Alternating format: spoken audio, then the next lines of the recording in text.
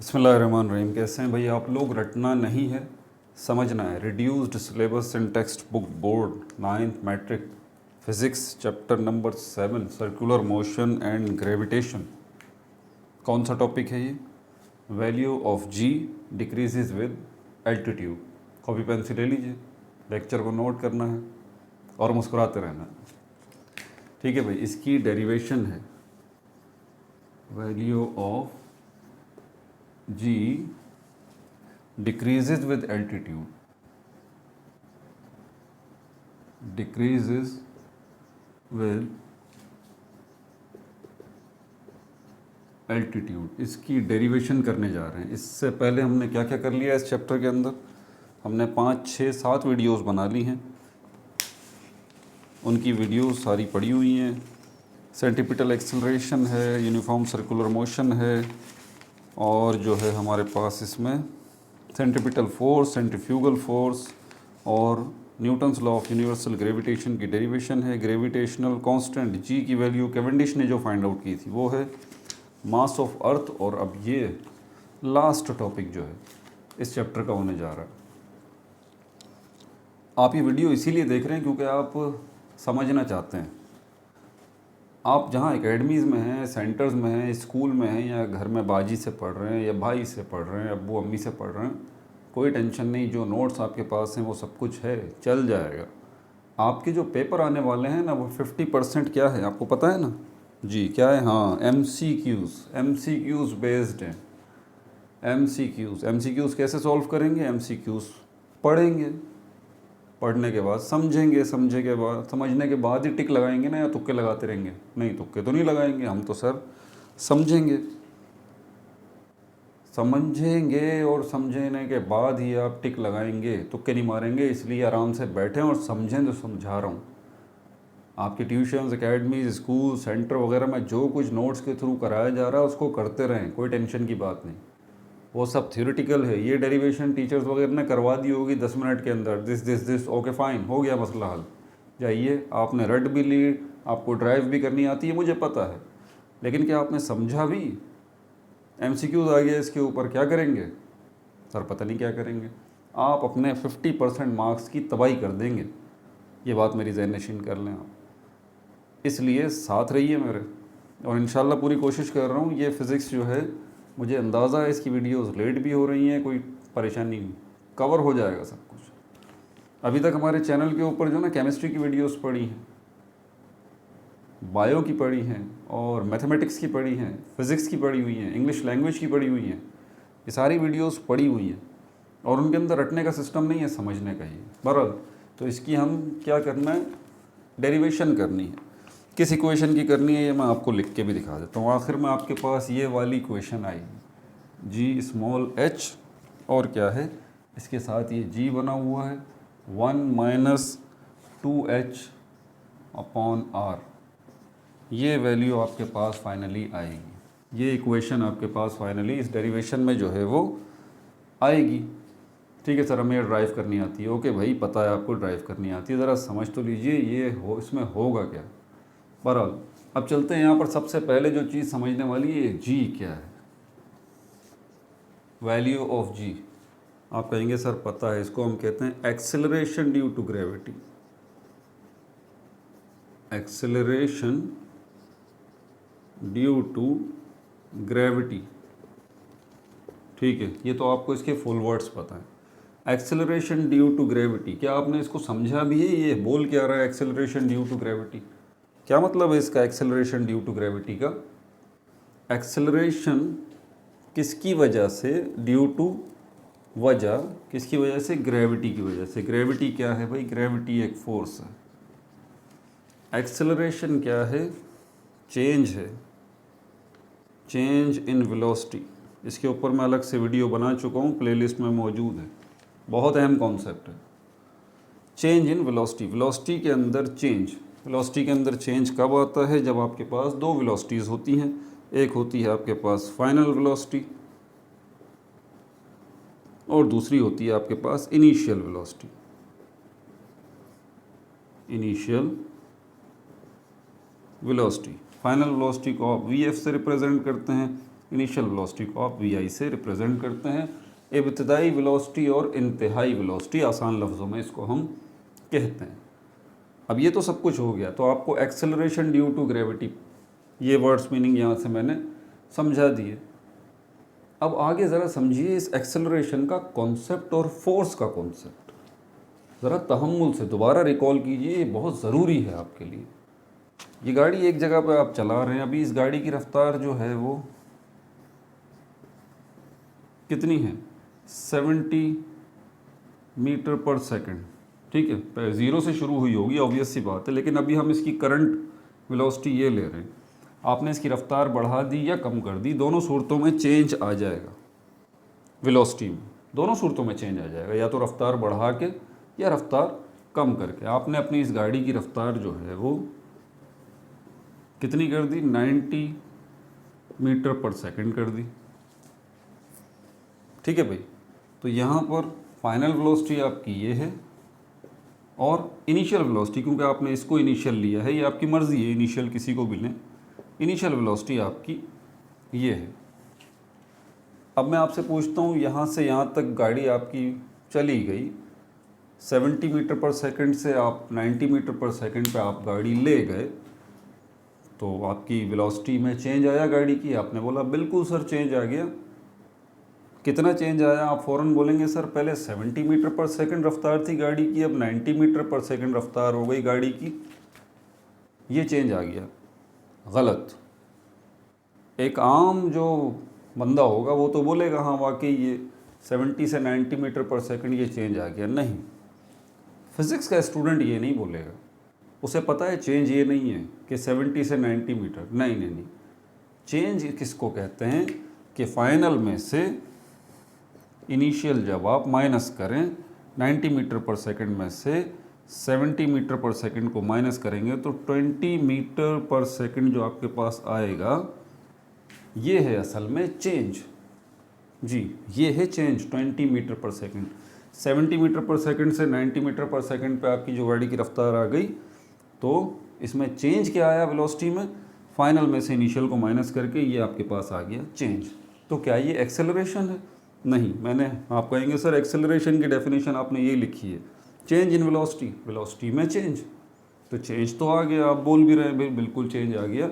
एक वर्ड यहाँ पर और भी है जिसको रेट कहते हैं, रेट। अब ये तफसील से इस पर बात नहीं करूँगा, एक्सेलरेशन के ऊपर वीडियो पड़ी हुई है, ज़रा उसको देख लें। अभी जो मैं चीज़ समझाना चाह रहा हूँ ना वो ज़रा वो समझें, वो क्या समझाना चाह रहा हूँ। एक्सेलरेशन तो टारगेट है बराबर, फिलहाल अभी एक्सेलरेशन को आप इतना ही लेंगे कि वेलोसिटी में चेंज का आ जाना। सवाल यहाँ पर जो रेज़ होता है वो ये रेज़ होता है कि ये 70 से 90 मीटर पर सेकंड की रफ्तार जो हुई गाड़ी की आपकी, इसके पीछे वजह क्या थी?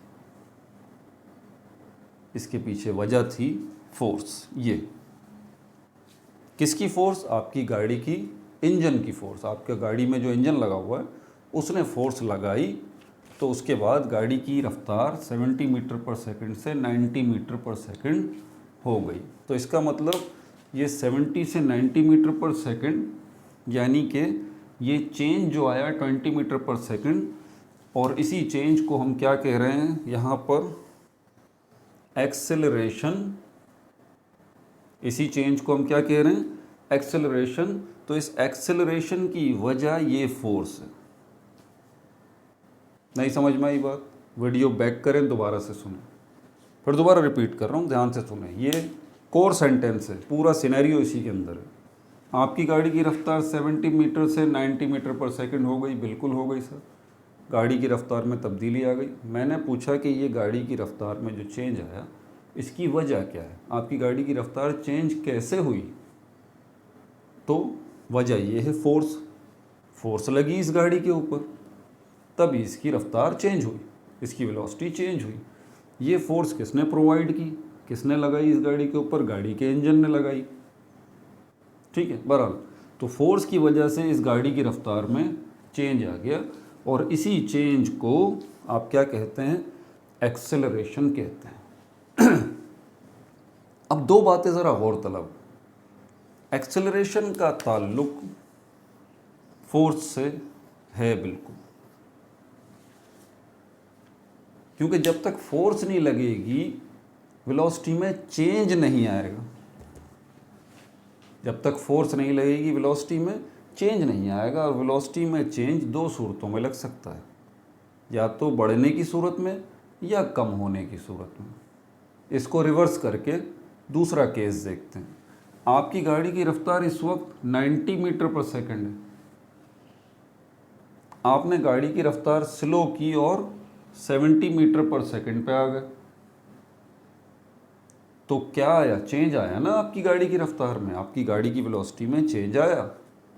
ये पॉजिटिव चेंज नहीं है, ये नेगेटिव चेंज है। गाड़ी की रफ्तार बढ़ने की सूरत में चेंज नहीं आया, गाड़ी की रफ्तार कम होने की सूरत में चेंज आया। दोनों तरफ वजह क्या है?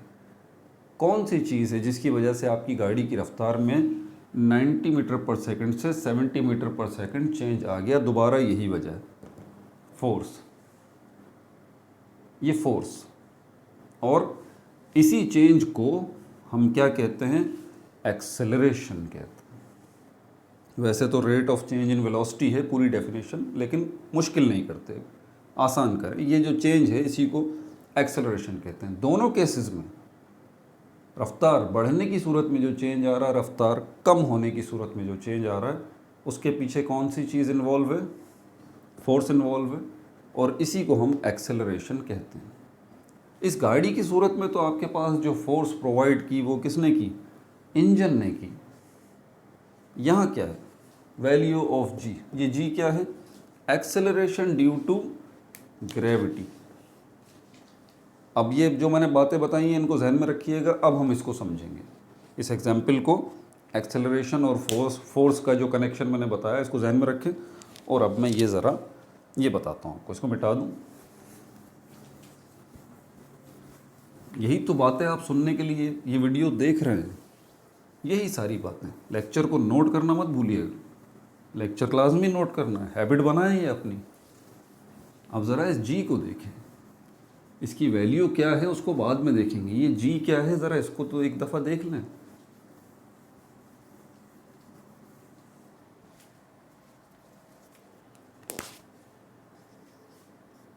क्या है ये? एक्सेलरेशन है। ये भी एक्सेलरेशन है, ये ख़ास किस्म की एक्सेलरेशन है। ज़मीन पे जो अभी हमने गाड़ी वाला केस देखा उसमें जो एक्सेलरेशन है उसको हम ए से रिप्रेजेंट करते हैं, लेकिन ये जो एक्सेलरेशन है जिसको हम ख़ास तौर पे जी से रिप्रेजेंट कर रहे हैं, उसमें और इसमें फ़र्क है। ये जो कार वाला केस था इसमें जो फोर्स थी वो किसकी थी? वो इंजन की थी, आपकी गाड़ी के इंजन की फोर्स थी। ये जो एक्सेलरेशन है इसके पीछे जो फोर्स है उसको ग्रेविटी कहा जाता है। क्या कहा जाता है? उसको ग्रेविटी कहा जाता है। ग्रेविटी एक फोर्स है। देखिए, अब मुझे तो ये बात बताने की ज़रूरत ही नहीं है। जब मैंने आसान सी बात कह दी, अभी प्रूफ कर दिया कि एक्सेलरेशन यानी कि चेंज इन वेलोसिटी वो फोर्स के बगैर हो ही नहीं सकता, तो बात ख़त्म हो गई। अगर ये ए एक्सेलरेशन है, जी भी एक्सेलरेशन है, तो डेफिनेटली ये भी चेंज इन वेलोसिटी है, ये भी चेंज इन वेलोसिटी है। यहाँ भी फोर्स इन्वॉल्व है, डेफिनेटली यहाँ पर भी फोर्स इन्वॉल्व है। ये जो एक्सेलरेशन जिसको हम जी से रिप्रेजेंट कर रहे हैं, फ़र्क ये है कि इसके पीछे एक ख़ास फोर्स इन्वॉल्व है जिसका नाम है ग्रेविटी। फोर्स की बहुत सारी टाइप्स होती हैं, टेंशन भी है, वेट भी है, ग्रेविटी भी है, फ्रिक्शन भी है, सेंट्रीपिटल फोर्स भी है, सेंट्रीफ्यूगल फोर्स भी है, और बहुत सारी टाइप्स ऑफ फोर्स की सुनेंगे। बात समझ आ रही है? अच्छा ठीक है सर, ये तो हमें समझ में आ गया कि ये जी जो है ये भी एक्सेलरेशन है। किसकी वजह से? एक्सेलरेशन ड्यू टू किसकी वजह से? फोर्स की वजह से। लेकिन इस फोर्स का ख़ास नाम क्या है? ग्रेविटी। अब ज़रा ध्यान से सुनिएगा। वो चेंज इन वेलोसिटी जो कि ग्रेविटी की वजह से आए, वो चेंज इन वेलोसिटी जो ग्रेविटी की वजह से आए, उसको हम क्या कहते हैं? उसको हम जी से रिप्रेजेंट करते हैं, उसका नाम है एक्सेलरेशन ड्यू टू ग्रेविटी। अब इस ए को देखें और इसको देखें तो इसकी वैल्यू आगे पीछे हो सकती है। इसकी वैल्यू आगे पीछे हो सकती है, लेकिन जी की वैल्यू जो है वो कांस्टेंट है। आपने यही पढ़ा है ना अभी तक, प्रॉब्लम तो सॉल्व की होंगी।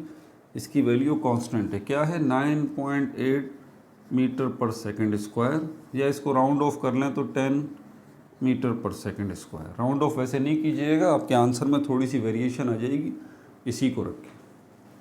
तो यहाँ पर जी की वैल्यू हमारे पास कांस्टेंट है, ये ए की वैल्यू, ये भी ग्रेविटी, ये भी एक्सेलरेशन है, ये भी एक्सेलरेशन है, ये फिक्स्ड है। कांस्टेंट इसकी वैल्यू है, इसकी वैल्यू कांस्टेंट नहीं है। कार वाले केस में आपने देखा, आपकी गाड़ी की रफ्तार 70 मीटर पर सेकंड थी, आप 90 मीटर पर सेकंड पे ले गए, भाई आप 100 पे ले जाइए 70 से, आप 70 से 110 पे ले जाइए, आपकी मर्ज़ी है, आप 70 से 30 पे ले आइए। तो वहाँ पर एक्सेलरेशन की इस ए की वैल्यू आपके अपने ऊपर डिपेंड करती है। यहाँ मसला है, ये फिक्स्ड है। अभी तक आपने यही सुना है, लेकिन नहीं, यही तो कोर कॉन्सेप्ट है इसका सबका, यही तो कोर कॉन्सेप्ट है। ये जो आप जी की वैल्यू कांस्टेंट सुनते हुए आ रहे हैं ना, ये है तो सही कांस्टेंट, अप्रोक्सीमेटली कांस्टेंट, लेकिन किस जगह पर? क्या आपने कभी सोचा? ये हमारी अर्थ है, ठीक है, जिसके ऊपर मैं भी खड़ा हुआ हूँ, आप भी सुन रहे हैं, हम सब इसी अपनी अर्थ पे रहते हैं। और इस अर्थ की ये जो सरफेस है, ये जो सरफेस है, इसको मिटा दूँ मैं ताकि जगह बने। हमारी अर्थ की ये जो सरफेस है, यहाँ पर कोई ऑब्जेक्ट मौजूद है, यहाँ पर कोई ऑब्जेक्ट मौजूद है, उसके ऊपर जो फोर्स लग रही है, और उस फोर्स की वजह से उसमें जो एक्सेलरेशन प्रोड्यूस हो रहा है, जिसको हम एक्सेलरेशन ड्यू टू ग्रेविटी कहते हैं, ये ऑब्जेक्ट रखा हुआ है इसके ऊपर छोटा सा, ठीक है। अब ये ग्रेविटी जो फोर्स है, ये किसकी वजह से प्रोड्यूस हो रही है? हम Newton's law of universal gravitation पढ़ चुके हैं, इसकी वीडियो मौजूद है, देख लीजिएगा आप। तो ये ग्रेविटी, जी कह लें आप इस ग्रेविटी, जी नहीं सॉरी, जी मत कहिएगा, ग्रेविटी या ग्रेविटेशनल फोर्स एक ही बात है, ग्रेविटेशनल फोर्स,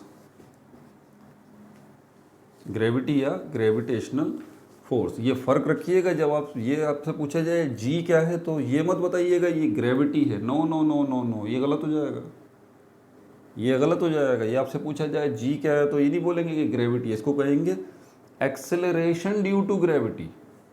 फ़र्क रखिएगा, यही तो क्वेश्चन जो एमसीक्यूज में आएंगे। ये जी है acceleration due to gravity, gravity या ग्रेविटेशनल फोर्स ये क्या है? आपसे कोई पूछे अ टाइप ऑफ फोर्स, ये फोर्स की एक किस्म है, अ टाइप ऑफ फोर्स, ठीक हो गया। और ये टाइप ऑफ फोर्स जो है, ये फोर्स किसकी वजह से है? वो गाड़ी वाली एग्जाम्पल जो थी उसमें जो फोर्स लग रही थी, उसकी वजह क्या थी? उसकी वजह थी गाड़ी का इंजन। लेकिन ये जो ग्रेविटेशनल फोर्स लग रही है या ग्रेविटी लग रही है, इसके पीछे जो फोर्स इन्वॉल्व है, उसकी वजह गाड़ी का इंजन नहीं है, उसकी वजह है मास। यही तो न्यूटन ने बताया था, पूरी वीडियो मौजूद है, देख लीजिए, Newton's law of universal gravitation. Mass मतलब नॉर्मली जिसको हम वज़न कहते हैं, ये इसकी वर्ड मीनिंग हो गई जो नॉर्मली चलती है, वरना मास की डेफिनेशन क्या है? Quantity of matter in a body. Note कर लीजिए, क्या पता ये भी एमसीक्यूज में आ जाए, quantity of matter in a body, ठीक है भाई। तो हर वो ऑब्जेक्ट जिसका मास है, वो ये ग्रेविटी या ग्रेविटेशनल फोर्स जो है वो लगा सकता है। तो हमारी अर्थ जो है, इससे ज़्यादा कोई मैसिव है क्या? नहीं भाई। हमारी ज़मीन कितनी भारी है, कितना ज़्यादा मैटर है इसके अंदर, ठीक है, ये कितनी मैसिव है, इसके ऊपर जितनी चीज़ें हैं, पहाड़, समंदर, दरिया, वो सब अर्थ के मास के मुकाबले में इन सब का मास कम है, बहुत ही कम है। अर्थ का मास तो बहुत ज़्यादा है, तो अर्थ का मास बहुत ज़्यादा है, तो अंडरस्टूड है कि अर्थ जो ग्रेविटेशनल फोर्स लगाएगी या ग्रेविटी लगाएगी, वो भी बहुत ज़्यादा होगी। समझ आ गई बात? लेकिन ये जो अर्थ ग्रेविटेशनल फोर्स लगा रही है, तो इस ऑब्जेक्ट पे भी लगा रही होगी, ये जो ऊपर रखा हुआ है, ठीक है। तो ये अर्थ जो ग्रेविटेशनल फोर्स लगा रही है इस ऑब्जेक्ट के ऊपर, देखिए इस ऑब्जेक्ट का भी मास है, वो भी अर्थ पे फोर्स लगा रहा है, ये बात तय है, ठीक है। लेकिन क्योंकि वो अर्थ के मुकाबले में छोटी सी ऑब्जेक्ट है, तो उस वो जो ये जो ऑब्जेक्ट फोर्स लगा रहा है अर्थ के ऊपर, वो नेग्लिजिबल है, ठीक है, वो नेग्लिजिबल है। तो अर्थ जो फोर्स लगा रहा है इसके ऑब्जेक्ट के ऊपर, वो मीनिंगफुल है। तो अर्थ जो फोर्स लगा रहा है इस ऑब्जेक्ट के ऊपर, वो ग्रेविटी है या ग्रेविटेशनल फोर्स है। ये ग्रेविटी या ग्रेविटेशनल फोर्स है कौन सी? ये ग्रेविटी या ग्रेविटेशनल फोर्स जो है वो एक्ट करती है एक्ट एट अ डिस्टेंस, जैसे कि मैग्नेट और आयरन का कॉन्सेप्ट है, ये भी act at a distance. Gravity या ग्रेविटेशनल फोर्स ये भी फासले से, डिस्टेंस से एक्ट करती है। जैसे कि मैग्नेट और आयरन का पीस होता है, ये मैग्नेट है, ये आयरन का पीस है, ये आयरन का पीस खिंच के इसके साथ जाके चिपक जाएगा। मैग्नेट ने जाके आयरन के पीस को पकड़ा नहीं है, मैग्नेट अपनी जगह पर ही है, आयरन का पीस अपनी जगह पे था, लेकिन खुद उड़ के इसके साथ आके चिपक गया। तो ये जो आयरन का पीस यहाँ आया, किस वजह से आया? क्योंकि अर्थ ने जो है वो कौन सी फोर्स लगाई? फोर्स एट अ डिस्टेंस, जिसको हम फोर्स ऑफ अट्रैक्शन भी कहते हैं। ये फोर्स एट अ डिस्टेंस जो फासले से एक्ट करती है, डिस्टेंस से एक्ट करती है, ये दो तरह की है, अट्रैक्टिव भी है और रिपल्सिव भी है। तो ये अट्रैक्टिव वाली है, अट्रैक्शन वाली, जो अपनी तरफ खींचती है, ना कि अपनी से दूर करती है। पर अब ये जो ऑब्जेक्ट यहाँ पर रखा हुआ है, इसके ऊपर भी जो फोर्स लग रही है अर्थ की, तो इस ऑब्जेक्ट के ऊपर, इसमें क्या ये ऑब्जेक्ट पहली बात हरकत कर रहा है क्या? देखें, बात को समझिएगा, हरकत नहीं कर रहा ऑब्जेक्ट यहाँ पर रखा हुआ है, ठीक है, हरकत नहीं कर रहा है। अब मुझे मिटाना पड़ेगा, ध्यान लगाइएगा, बहुत इम्पोर्टेंट चीज़ें सिखा रहा हूँ, ये आपको आगे फिज़िक्स को समझने में हेल्प करेगा। इसको समझिएगा, ये हरकत नहीं कर रहा है, ये स्टिल है। अब हम इसको हरकत करवाते हैं, ये रही अर्थ। आपने इस ऑब्जेक्ट को उठा के थोड़ा सा ऊपर हवा में ले आए पकड़ के, और यहाँ से आपने इसको फ्री फॉल छोड़ दिया। ये ऑब्जेक्ट क्या यहीं रुका रहेगा? देखें, हरकत फोर्स के बगैर नहीं हो सकती, ये मैं कई दफ़ा अपने लेक्चर्स में बता चुका हूँ। हरकत फोर्स के बगैर नहीं हो सकती। आपने फोर्स जो लगाई वो इसको यहाँ से सिर्फ यहाँ तक लाने पे लगाई है, उसके बाद आपने इसको यहाँ से छोड़ दिया। क्या किया आपने? इस ऑब्जेक्ट को छोड़ दिया। आपने फोर्स नहीं लगाई, सिर्फ आपने अपना हाथ हटाया है, फोर्स नहीं लगाई। तो ये जब यहाँ से यहाँ तक आप लाए थे तब फोर्स लगाई थी। यहाँ से यहाँ तक की हरकत मानते हैं कि ये जो हरकत यहाँ से यहाँ तक हुई, ये आपकी फ़ोर्स की वजह से हुई, आपके हाथ की फ़ोर्स की वजह से हुई। लेकिन जब आपने इसको यहाँ से छोड़ा, ये दोबारा नीचे आया और ज़मीन के सरफेस पर आके दोबारा इसी पोजीशन में ये आ गया। अब आपने फोर्स नहीं लगाई, अब आपने सिर्फ उसको छोड़ा है, बस वो खुद ही नीचे आया। सवाल ये पैदा होता है कि ये यहाँ से यहाँ नीचे जो आया है, क्या जादू से आ गया? नहीं, एग्जैक्टली यहाँ से यहाँ तक आया है तो हरकत हुई है ना। हरकत फोर्स के बगैर तो नहीं हो सकती, आपने तो फोर्स नहीं लगाई। तो ये यहाँ से यहाँ तक कैसे आया? तो ये कौन सी फोर्स है? ये अर्थ की फोर्स। क्या नाम है अर्थ जो फोर्स लगा रही है? ग्रेविटी या ग्रेविटेशनल फोर्स। अर्थ क्यों लगा रही है इसके ऊपर? क्योंकि अर्थ का मास है, और यही न्यूटन ने कैलकुलेट किया था कि वो सारे ऑब्जेक्ट्स जिनका मास है वो एक फ़ोर्स लगा सकते हैं, फोर्स ऑफ अट्रैक्शन लगा सकते हैं, जो कि डिस्टेंस से एक्ट करती है, और उसी फोर्स को ग्रेविटी कहा जाता है या ग्रेविटेशनल फोर्स कहा जाता है। अब ये जो फोर्स इसके ऊपर लग रही है, अब ज़रा समझिएगा, मेन चीज़ अब आ रही है, मेन चीज़ अब आ रही है। डेरिवेशन करेंगे, उससे परेशान नहीं हो, तो 5 मिनट का काम है ड्राइव करना इक्वेशन।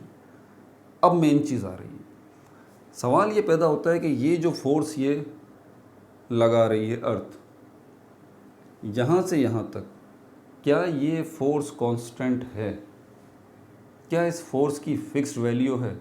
इसको समझने के लिए मैग्नेट और आयरन के पीस वाली एग्जांपल दोबारा लेते हैं। ये रहा मैग्नेट और ये रहा आयरन का पीस।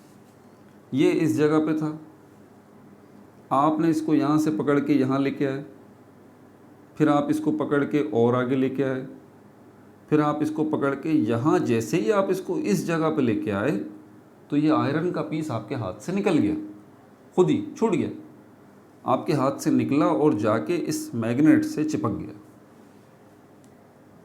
दोबारा सुन ली, यहाँ ये आयरन का पीस पड़ा था, आप इसको यहाँ तक लाए, यहाँ तक लाए, यहाँ तक तो आप लेके आए, उसके बाद ये आपके हाथ से निकल गया खुद ही आयरन का पीस और जाके इस मैग्नेट से चिपक गया। ये जो इस आयरन के पीस ने यहाँ से यहाँ तक जो हरकत की है, ये वाली जो हरकत की है, आप इसकी हरकत को ज़रा ऑब्ज़र्व करें। जब ये आपके हाथ से निकला तो इसकी वेलोसिटी इस आयरन के पीस की स्लो थी। जैसे जैसे ये आयरन का पीस आगे बढ़ता गया, इसकी रफ्तार बढ़ती गई। ध्यान लगाइएगा मेरी बात के ऊपर।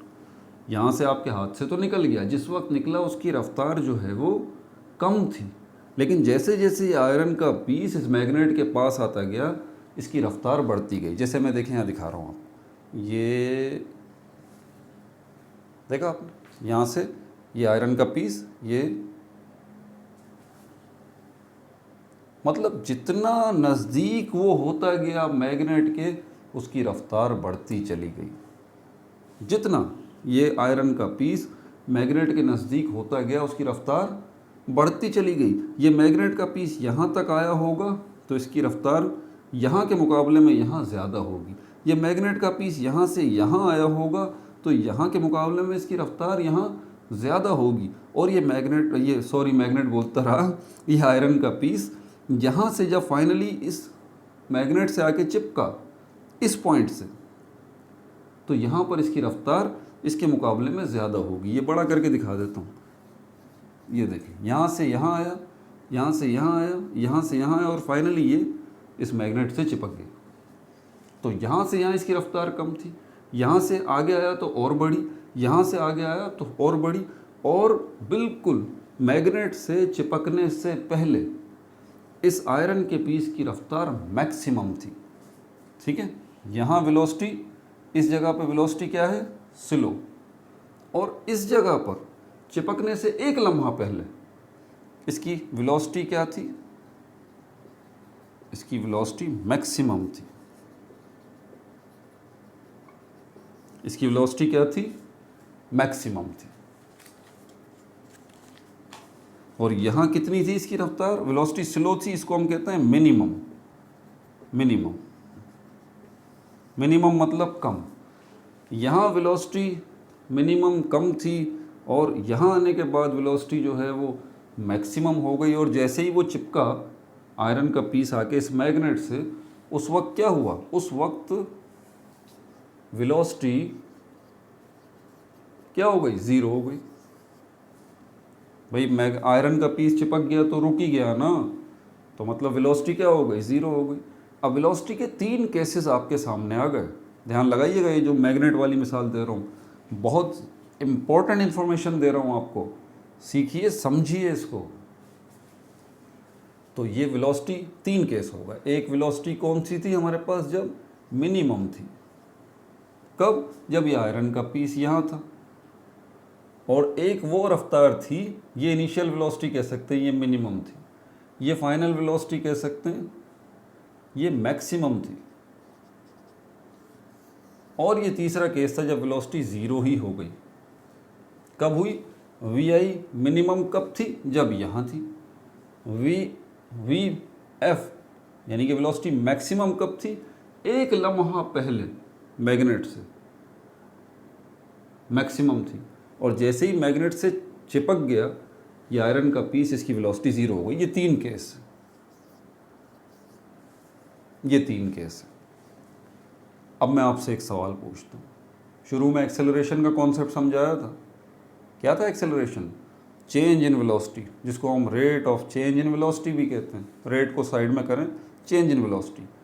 कार वाली एग्जांपल याद है? हाँ याद है सर। उसमें क्या हुआ था? वेलोसिटी में चेंज आया था। क्या हुआ था? 70 मीटर पर सेकंड से 90 मीटर पर सेकंड हुई थी। 90 मीटर पर सेकंड से 100 मीटर पर सेकंड, 100 से हम 30 मीटर पर सेकंड पे ले आए थे। वेलोसिटी में चेंज आ रहा था। ज़रा सोचिए आप, वेलोसिटी में अगर चेंज आ रहा था तो यकीनन यकीनन यकीनन फोर्स में भी चेंज आ रहा था। किसकी? इंजन की फोर्स में। इंजन की फोर्स में। तभी तो गाड़ी की वेलोसिटी में चेंज आ रहा था, क्योंकि गाड़ी की रफ्तार का ताल्लुक, उसकी वेलोसिटी का ताल्लुक फोर्स से है ना, जो कि इंजन लगा रहा है। इंजन ज़्यादा फोर्स लगाएगा, ज़्यादा वेलोसिटी होगी। इंजन कम फोर्स लगाएगा, कम वेलोसिटी होगी। ज़्यादा फोर्स ज़्यादा वेलोसिटी, कम फोर्स कम वेलोसिटी। समझ में आ रही है बात? तो यहाँ पर इसका मतलब ये मैग्नेट जो फोर्स लगा रहा है वो भी मुख्तलिफ स्पॉट्स पे, इधर वो फोर्स मुख्तलिफ है। यहाँ पर जब वो हाथ से आपके ये आयरन का पीस निकला, उस वक्त इस मैग्नेट की फोर्स कम थी। इस मैग्नेट की फोर्स जो है वो कम थी, तभी तो वेलोसिटी जो है वो मिनिमम थी। और जैसे जैसे आयरन का पीस आगे बढ़ता गया, इसकी वेलोसिटी बढ़ती चली गई। तो इसका मतलब फोर्स जो है इस मैग्नेट की वो भी बढ़ती चली गई। और ये जो जहाँ पर वेलोसिटी मैक्सिमम थी, यहाँ पर एग्जैक्टली फोर्स भी मैक्सिमम होगी। ये सब सिनेरियो समझाने का मकसद सिर्फ आपको एक ही है कि फोर्स में अगर कमी ज़्यादती हो रही है तो उसका नतीजा डेफिनेटली ऑब्जेक्ट की वेलोसिटी में कमी या ज़्यादती की सूरत में निकलेगा। फोर्स कम होगी, वेलोसिटी कम हो जाएगी। फोर्स ज़्यादा होगी, वेलोसिटी ज़्यादा होगी। और मैंने अभी आयरन के पीस से आपको जो समझाया है, एग्जैक्टली यही सिनेरियो यहाँ है।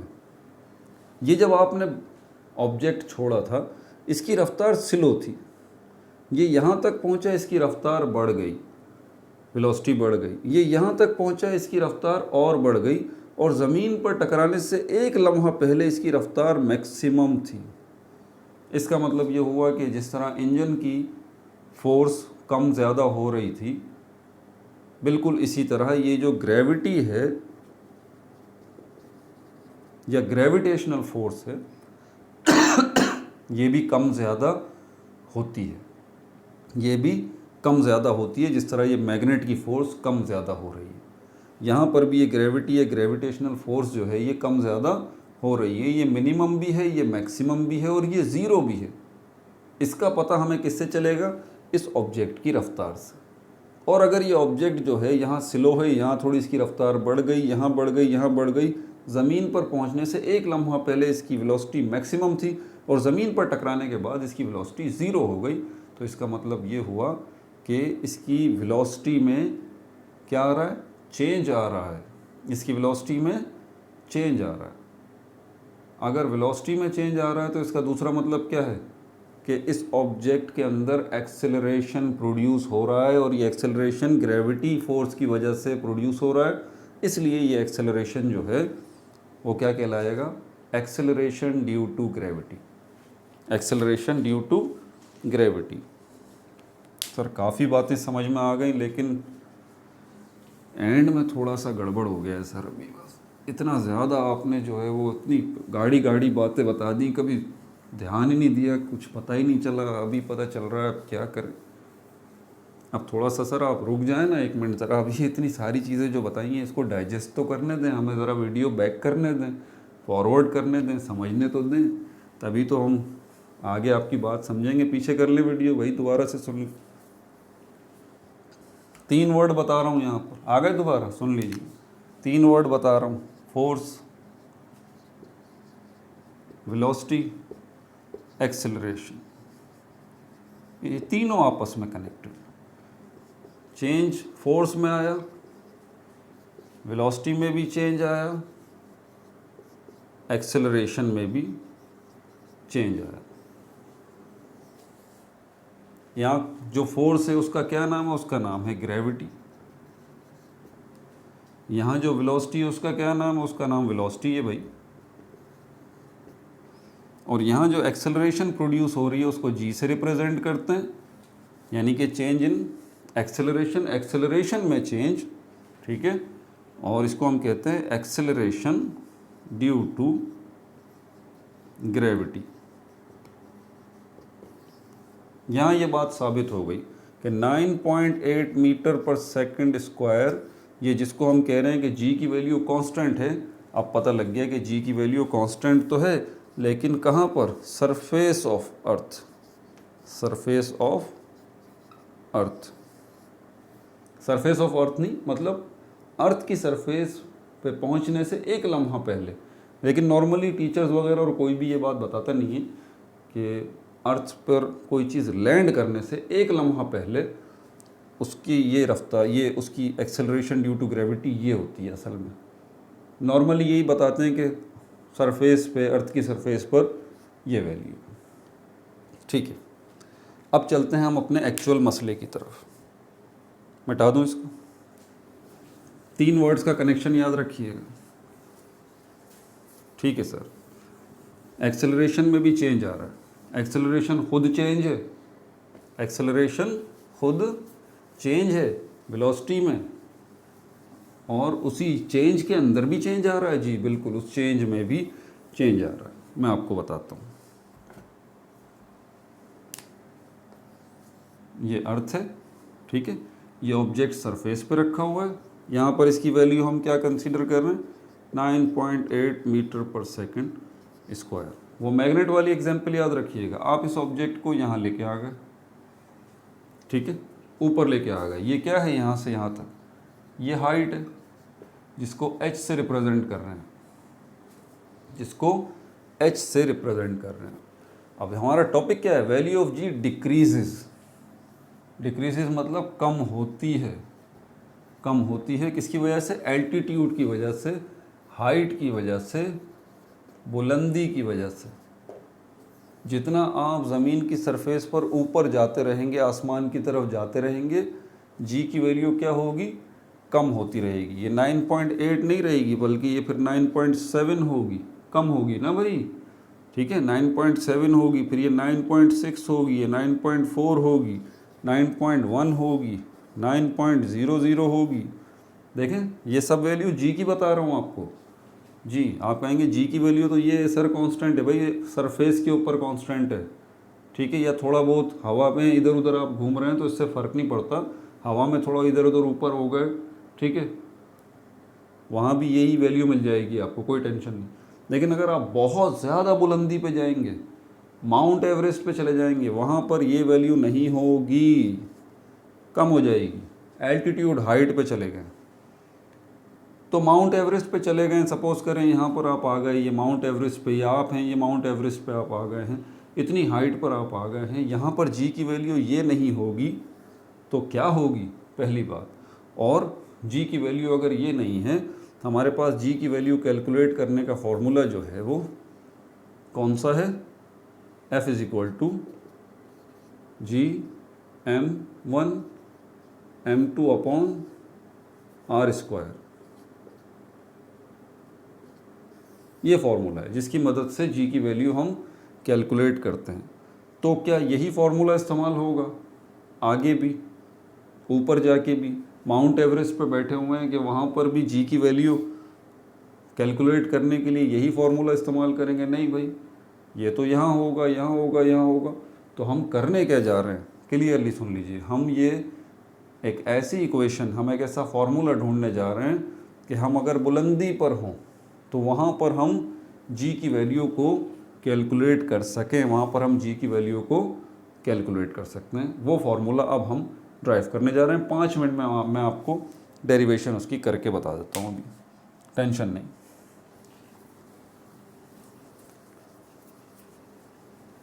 इसके स्टेप्स क्या हैं वो तो पता ही होंगे, आप लोगों ने याद कर लिए होंगे। इसके स्टेप्स के अंदर आप सबसे पहले 2 केस लेंगे, केस 1, केस 1। कब?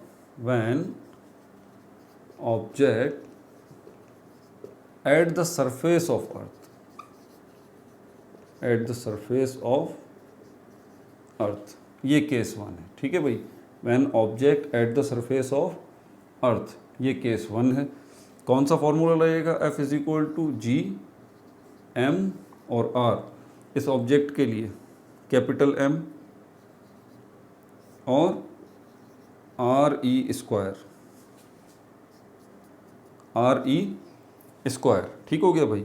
ये स्मॉल m जो है ये इस ऑब्जेक्ट के मास को रिप्रेजेंट कर रहा है, ये कैपिटल M जो है ये अर्थ के मास को रिप्रेजेंट कर रहा है। आर ई स्क्वायर ये रेडियस है, अर्थ के सेंटर से लेके अर्थ की सरफेस तक का जो डिस्टेंस है ये आर ई कहलाएगा। ठीक है, इस ऑब्जेक्ट के सेंटर से लेके अगर आप डिस्टेंस कैलकुलेट करना चाहेंगे, नेग्लिजिबल है भाई, ये ऑब्जेक्ट अर्थ के मुकाबले में कुछ है ही नहीं, इसका आप रेडियस लेके क्या करेंगे? समझ में आ गई बात। इसकी मिसाल ऐसी है जैसे आप एक ट्रक जो है वो चीनी का लेने गए हैं और वहाँ पर वो ट्रक लोड करते हुए 2-4 दाने चीनी के गिर गए, तो क्या फ़र्क पड़ेगा उस वज़न को? सोचें ज़रा।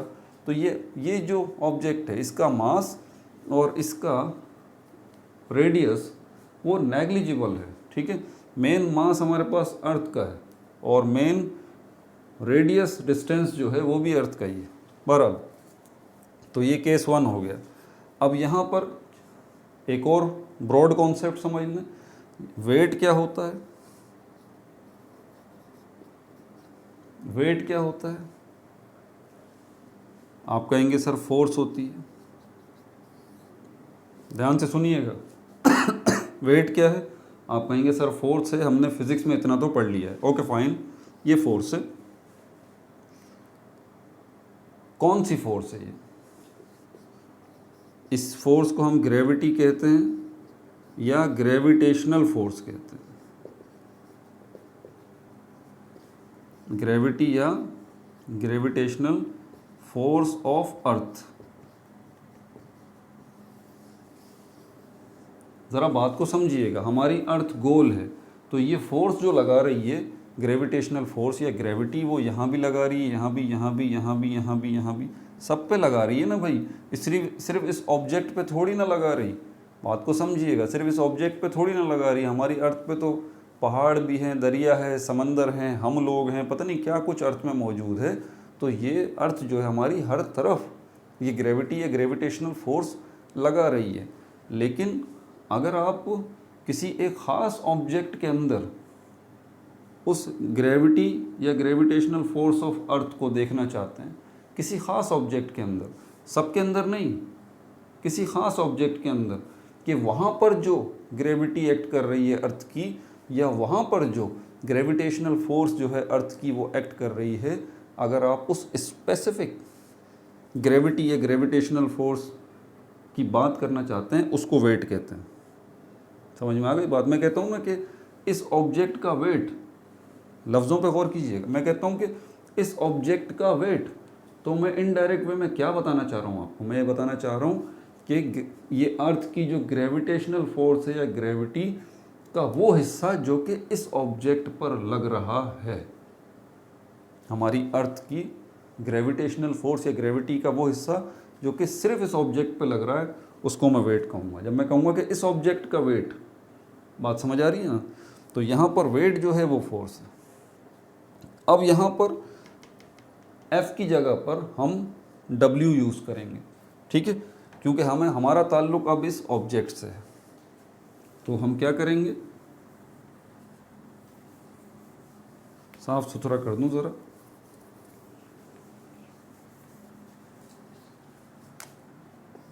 ये आ गया, ये ऑब्जेक्ट ये रहा, इसको सरफेस पे भी बना दिया, ये इसकी हाइट भी बना दी, और ये RE रेडियस भी हो गया अर्थ का। ठीक है भाई, तो यहाँ पर ये हो गया W is equal to G M और RE स्क्वायर।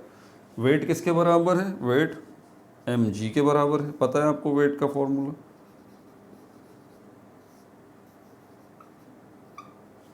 ठीक है भाई, अगर मैं इस m को यहाँ से वहाँ लेके जाऊँगा, ये m यहाँ पर मल्टीप्लाई की फॉर्म में, वहाँ जाके क्या होगा, RE स्क्वायर के साथ जो है वो डिवाइड की फॉर्म में आ जाएगा। ये देख लीजिए, g is equal to G M M और R E square multiply by M.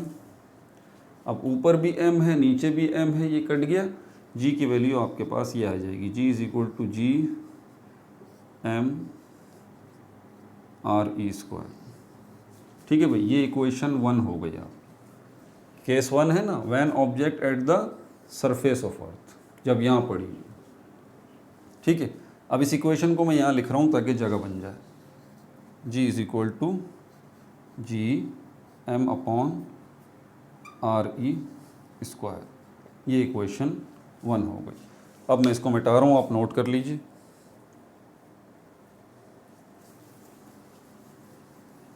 Case 2 अब लेंगे यहाँ, case 2।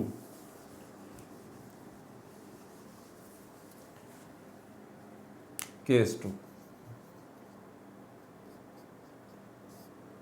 when object is at altitude,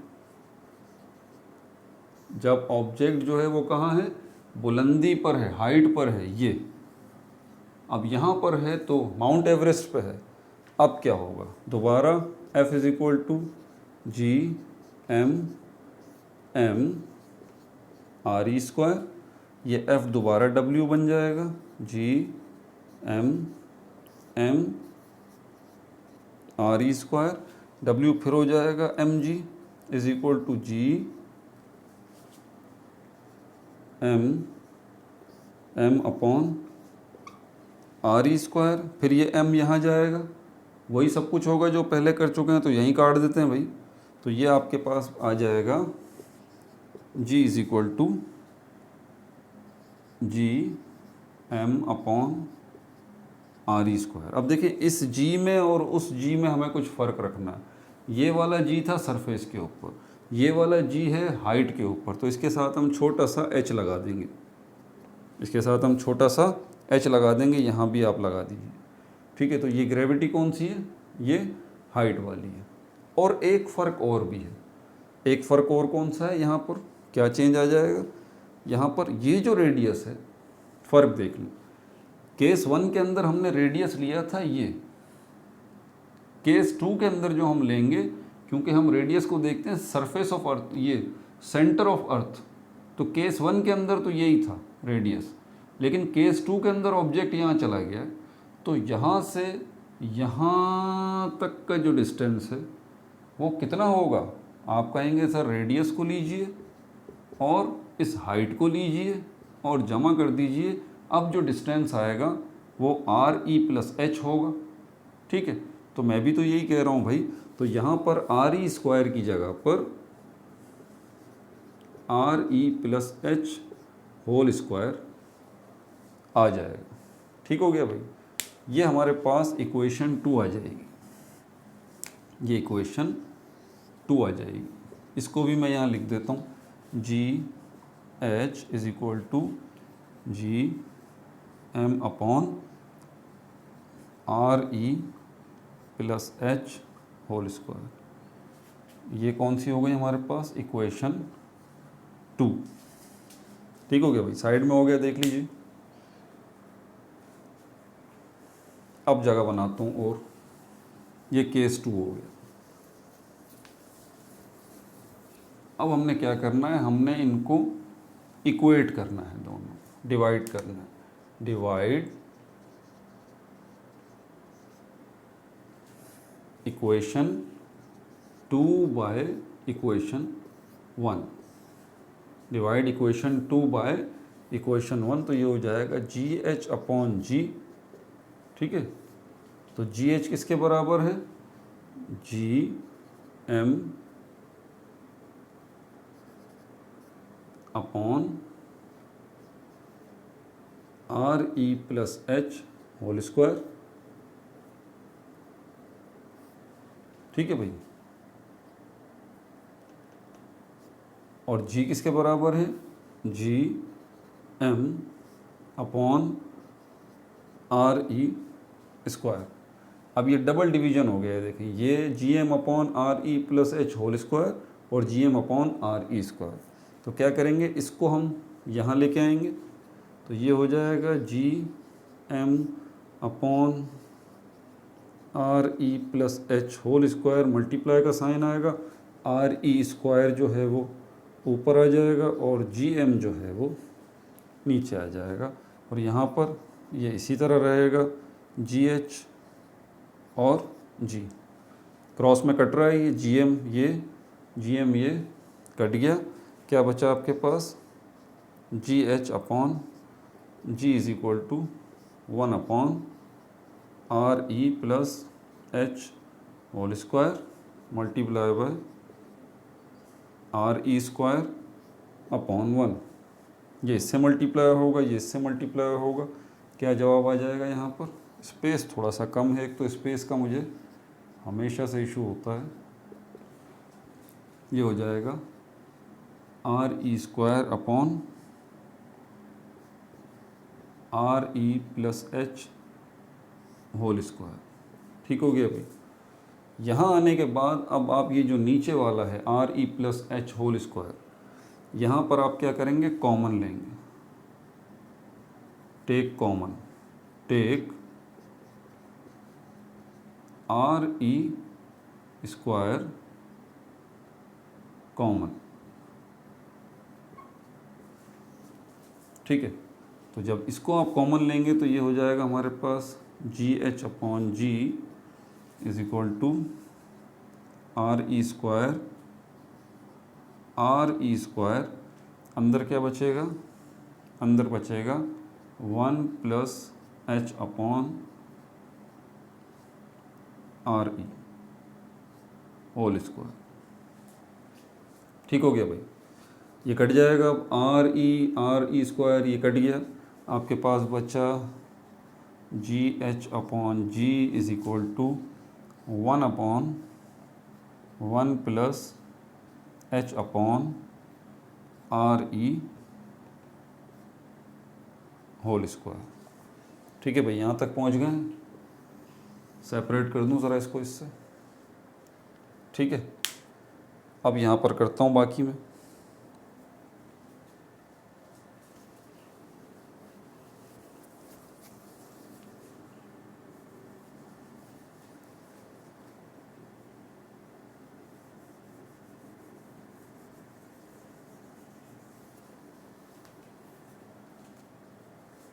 यहाँ तक देखें, G H upon G is equal to 1 upon, अब ये 1 plus H upon R E whole square में इसको ऊपर लेके आ जाऊँगा, बल्कि ऊपर नहीं लेके आऊँगा, यहाँ पर मैं इसको खोल लूँगा। ये कौन सा फॉर्मूला बन रहा है, याद है, ए प्लस बी होल स्क्वायर वाला, ए प्लस बी होल स्क्वायर वाला फॉर्मूला ये बन रहा है सीधा सीधा। तो मैं इसको यूँ कर लेता हूँ, 1 plus 2 H upon R E plus H square upon R E square. ठीक हो गया भाई। अब यहाँ पर आप लिखेंगे ये एच और आर ई स्क्वायर, ये पूरी टर्म जो है एस, यहाँ पर एक सेंटेंस लिखेंगे, H square upon R E square is so small, इसकी वैल्यू बहुत ही छोटी है। वही जो भी मैंने एग्जांपल दी थी, क्या, चीनी का ट्रक लोड कर रहे हैं, 2-4 दाने चीनी के अगर गिर जाते हैं तो वज़न पे कोई फ़र्क पड़ेगा, कोई फ़र्क नहीं पड़ेगा भाई, बहुत ही माइनर वज़न है, कहाँ चीनी का ट्रक और कहाँ जो है वो 2-4 चीनी के दाने। तो ये H square upon R E square is so small hence negligible, तो इसकी वैल्यू भी है वो नेग्लिजिबल। ठीक है भाई। तो अब यहाँ पर क्या बचेगा आपके पास, G H upon G is equal to 1 upon 1 plus 2h upon R E. ठीक हो गया भाई, ये बच गया। अब यहाँ पर थोड़ा सा आपको 1 प्लस 2h अपॉन आर ई को आप ऊपर लेके जाएंगे 1 के साथ, तो डिवाइड की हालत से 1 प्लस 2h अपॉन आर ई जब ऊपर जाएगा डिवाइड की हालत से, तो क्या होगा, साइन चेंज हो जाएगा, यहाँ ब्रैकेट लगाना पड़ेगा आपको, इसको ब्रैकेट में कर दें, कोई फ़र्क नहीं पड़ता, सबके ऊपर 1 की पावर है तो ब्रैकेट लगाएंगे तो इस पूरे ब्रैकेट के ऊपर भी +1 की पावर आ जाएगी। ये हो जाएगा GH/G is equal to 1 + 2H/RE -1।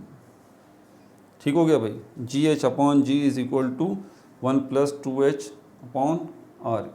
यहाँ मैं इसको मिटा दूँ। अब यहाँ पे जो होने जा रहा है अगला स्टेप,